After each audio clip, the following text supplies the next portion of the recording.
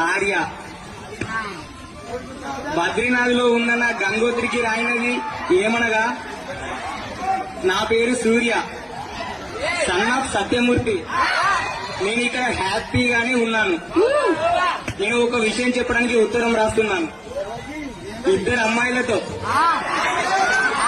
అలా వైకుంఠపురంలో నన్ను వరుడిని చేశారు.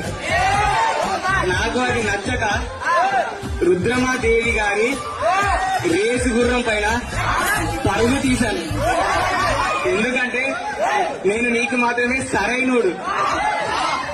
నేను అసలే దేశముదురిని. ఎవడు చెప్పినా నేను వినను. నేను ఏది చెప్పితే అదే వేదం. మన భరత్లో డీజేతో గులాబీ పుష్పతో రెడీలో ఉంటాను. Thank you.